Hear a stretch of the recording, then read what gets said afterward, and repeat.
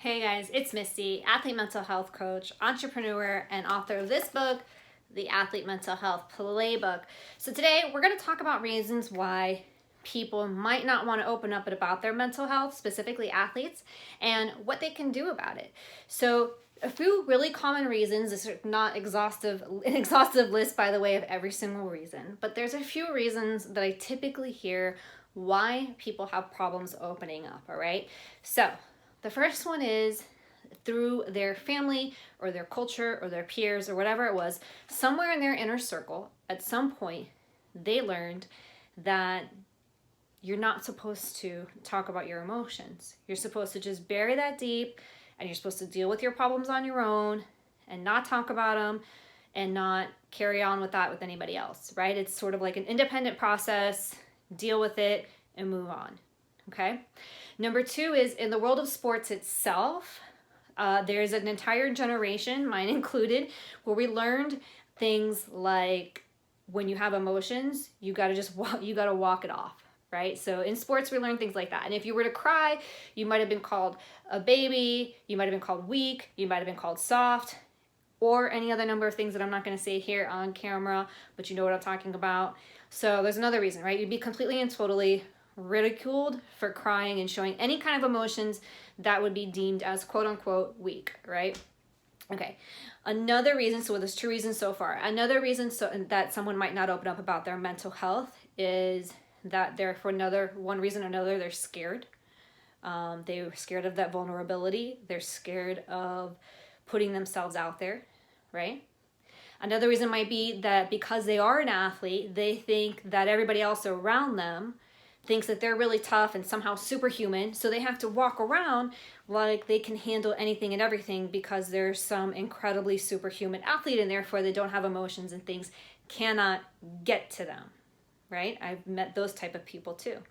And then another reason might be for holding in your emotions and your mental health is maybe as an athlete, guys and girls I've coached, by the way, on this, who were super sensitive growing up, and their parents told them to get over it, stop being such a crybaby, right? Stuff like that. So it was a super sensitive person, and so in some of these cases, maybe the individual learned these things just by being a natural part of life, and sometimes things are upsetting and they don't work out, and we have emotions, right? But we never really learned how to deal with those emotions the right way. So it doesn't matter what the scenario is, if it's any of the ones I just mentioned or something else, the bottom line is that somewhere you learn not to deal with those emotions, and that not to have a healthy relationship with those emotions. And that ultimately leads people to hold their stuff in because for one reason or another, again, they're embarrassed, or maybe they feel that they don't want to expose their vulnerabilities or whatever it might be, right? It just causes complete and total discomfort, and so they'd rather try and sit with it on their own. And we know that that actually doesn't always end up so well for the individual. So what are some things that you can do about this? If this is you or somebody that you know who's afraid of opening up for one of these reasons or more reasons, here's a few tips that I'm going to give for you about this. Now, there is a whole point in this book, The Athlete Mental Health Playbook. I do have there's a chapter in here called 10 Superpowered Mindset Shifts, and there is mindset shift number 7 is about speaking up when you need help. So it addresses a few of these things, and it gives an exercise too to help you work through it. But let's talk about that. So first, one barrier is getting over, first and foremost, this mindset that you cannot open up to other people and that it's not safe to do so. So first you have to feel comfortable as an individual to open up to somebody, and then you can take the steps to opening up, right? So how do you become comfortable when your life experiences have taught you it's not okay to share these things, right? Also, by the way, another reason that somebody might be struggling with mental health issues like depression and they don't want to share it is because it can feel very isolating. It can feel very sad. It can feel very cumbersome. And honestly, for that individual, and I'm talking from experience here, you can feel like it's a burden, right? And you don't want to burden somebody with your problems, and so you sort of just keep them to yourself. You can go about your life, you can try and mask them as much as you want, But that's another really big reason too, actually, is because you feel like you're gonna burden people because you have this problem that you just cannot see past. And a lot of times that is a huge barrier. So let's address that first, all right? So if you're feeling that and you're feeling like there's this huge barrier that you just can't get through and you don't want to be a burden to somebody, and maybe you feel like you can't get out of bed in the morning, you don't have motivation. First and foremost, I'm going to put it in the comments and in the description of this video, there are national mental health crisis and suicide hotlines that you can call for free anonymously and talk to somebody through this. So I want you to know, number one, that there are people out there who want to help you with this in a confidential space, and will talk you through whatever it is that you have going on, so that the next step is not to take some kind of drastic measure because you feel like you have no other way out. You do have other ways out, even if it's the hardest step that you've ever taken in your life is to get help. Give it a shot. Okay, so again, I'm going to put those numbers in the caption and in the descriptions of this video. So on the other part of that is, let's say that you don't want to ask for help because you feel like it's weak or there's something wrong with you, or you don't want to show those vulnerabilities. So you have to get comfortable with this idea that you're actually just a human being. And that means that you're going to have emotions. And as human beings, we know that we do better by helping one another, right?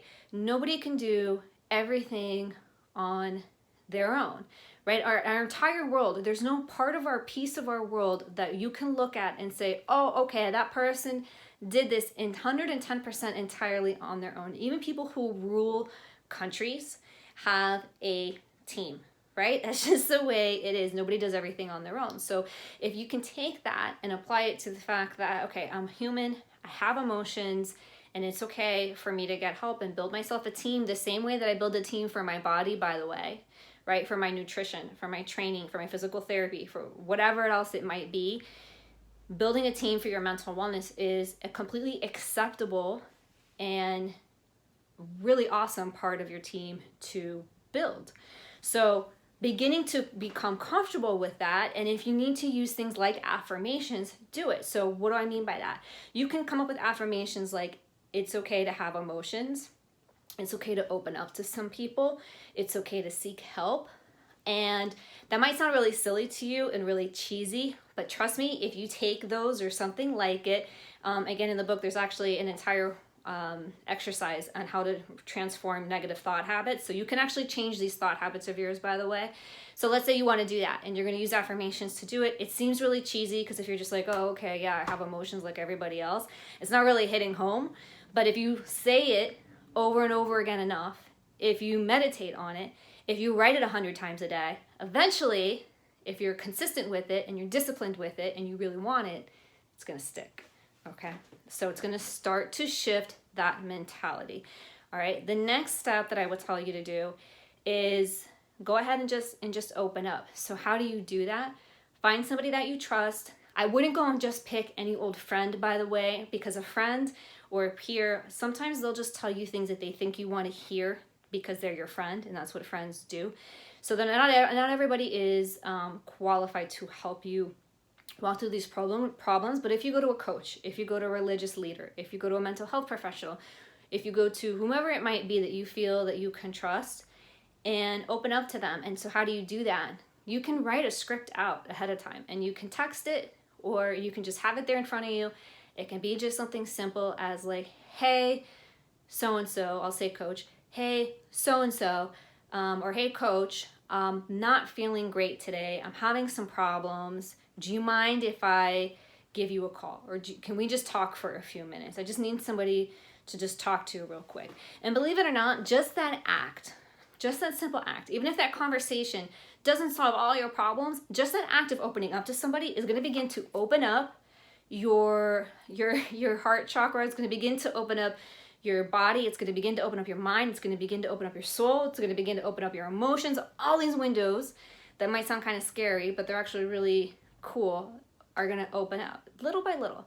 And the benefit of that to you as an athlete is that now you're actually going to be able to do a better job on in your game. So people will say to me a lot of times, one of the barriers is, Missy, if I start to work on these things and I open up these emotions and I start to get in my feelings and blah, blah, blah, blah, blah, now I can't concentrate on the field because now I'm not performing as fierce, or now I'm not as motivated as I was to reach this goal. And that's a gap. That's a complete and total myth. Let's bust it. All right. It's not like you either have to be really tough or in your feelings and there's no in between and you can't reach your goal if you're doing it. That's not true. Right. But you can be peaceful and you can be aggressive and you can still seek to be a better version of yourself, so that when you are by yourself, you're comfortable with who you are in those private moments when it's quiet, right?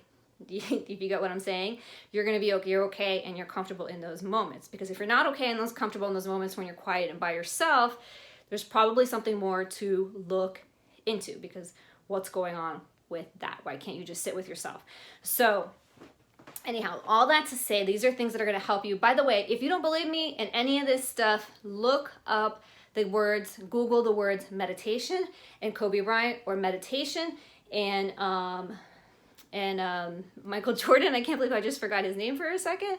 Or meditation and Phil Jackson, or meditation and athletes. And you're going to see that they've actually used tools like meditation and mental training to become better people, but also better athletes. All right. So if you're afraid of opening up, again, I just want you to know that there's people out there that are going to be there to what we call hold space for you, meaning that they're going to hold the room for you. They're going to allow you to speak your piece. They're not going to judge you, and you're going to actually feel a lot better just by having that conversation. And then if you work with somebody like a coach like myself, you're going to be able to start to move forward and really resolve some of these other things that are going on in your life. Because again, bottom line is, we're all human. We all have emotions. Emotions are energy, and that energy has to go somewhere. So you might as well as help it go somewhere positive, right?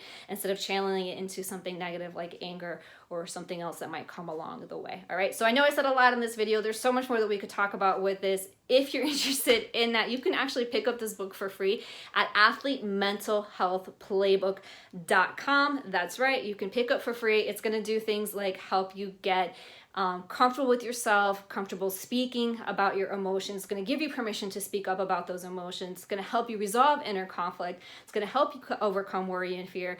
And it's going to help you work through things like anxiety. And you're like, how can such a little book do that? Well, it's not clinical. I promise you.